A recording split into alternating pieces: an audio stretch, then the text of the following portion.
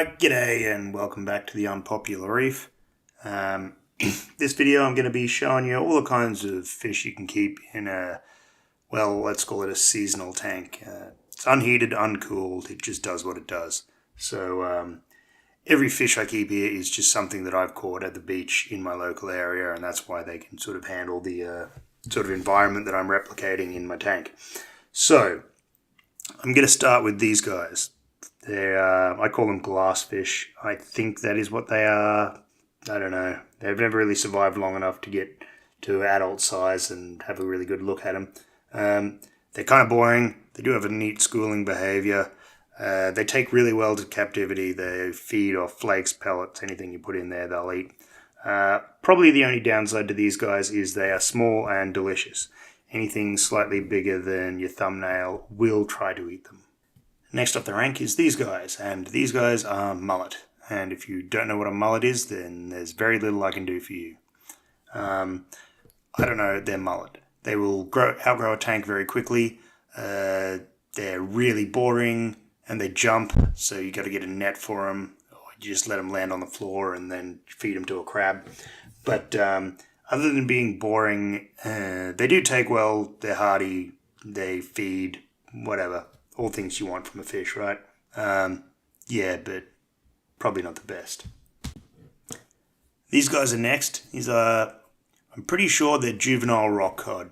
They're slow growing, which is good because I feel they will outgrow this tank in no short order. Now, I have 3 of them in this tank.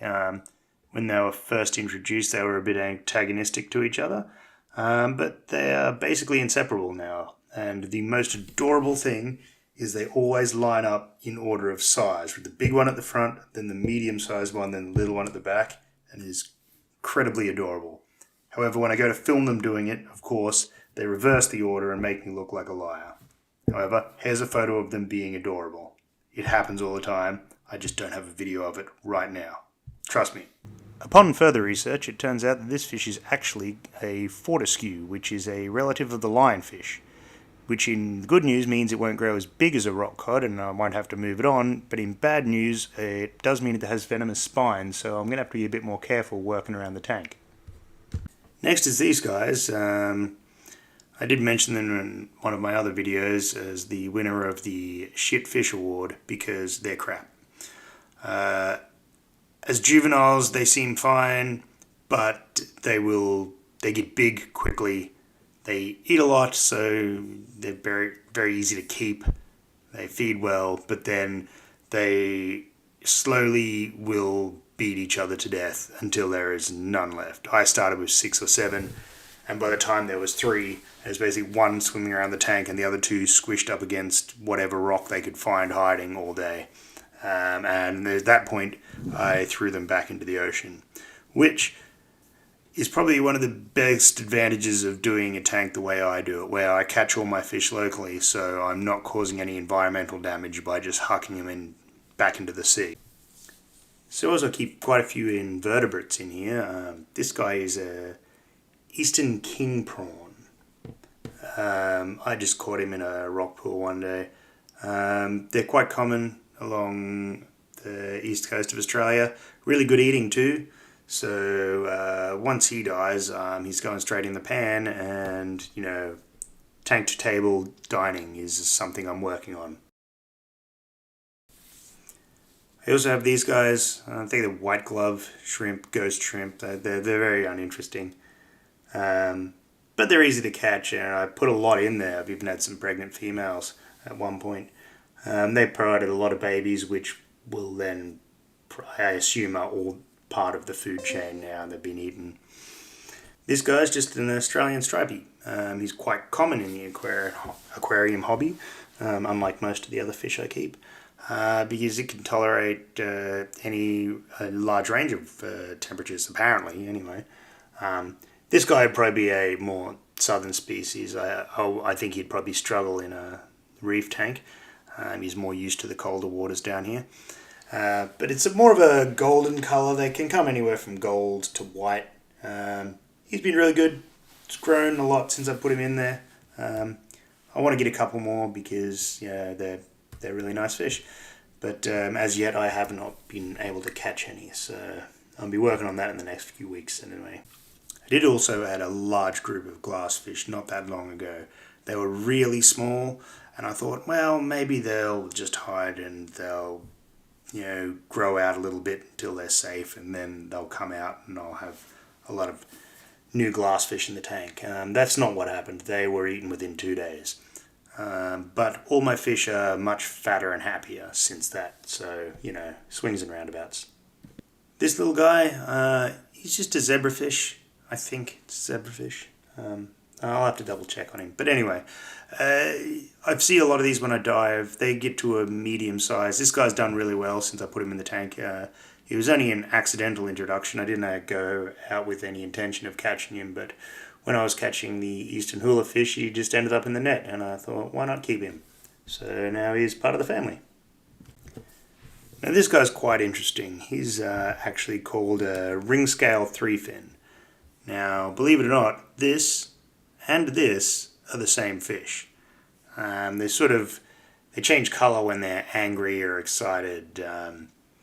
Now, this makes them really cool to look at, but only when they're fighting over territory. The rest of the time, they're just a very boring brown, very forgettable fish. They do have a very small mouth, and they don't seem to feed on flakes or pellets. They just sort of pick around the tank. If you have enough pods, they'll make the most of it. And I do seem to lose them when they get a bit older. I think they require a bit more than my tank can offer them. I wouldn't recommend these guys, partly because they only look cool when they're fighting, and then you don't want your fish fighting all the time. So, maybe give these guys a miss. And they starve to death and then get eaten. So, probably not the best aquarium fish, in my opinion. Now these guys are eastern hula fish. They took me a while to catch. They're quite difficult. They don't get stranded in rock pools, so you have to actually dive in the water with a big net and try and trick them into getting into it and then swim all the way to shore with them. They're great. I love them. They're very small mouths, so you've got to get the right kind of food for them.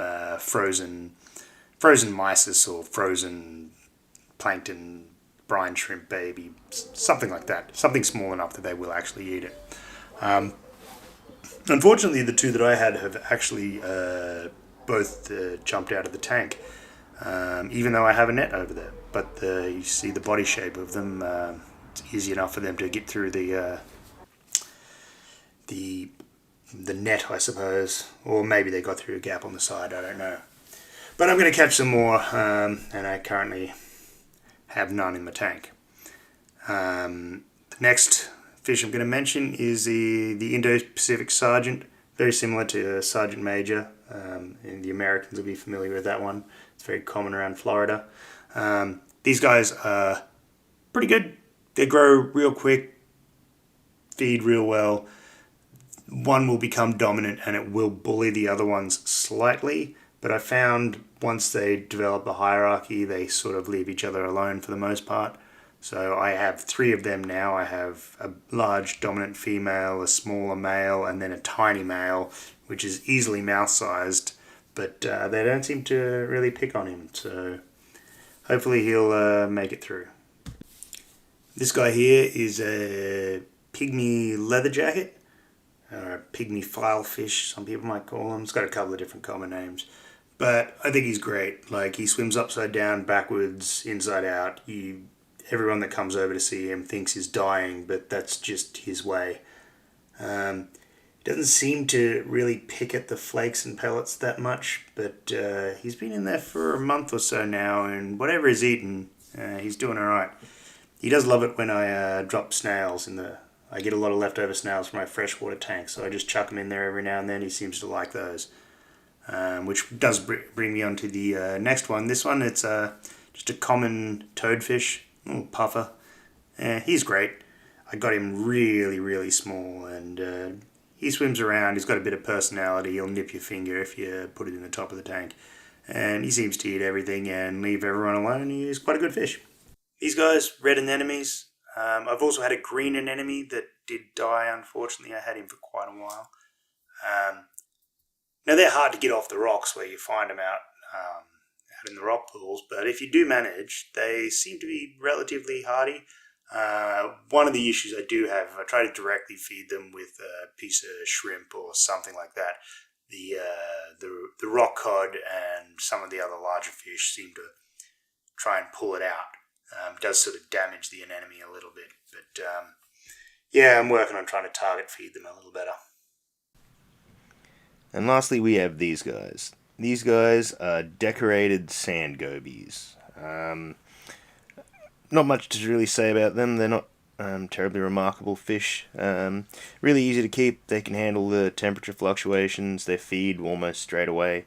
They like to hide in rocks and stick their little faces out, and they've got nice little personalities. They're fun fish to have around.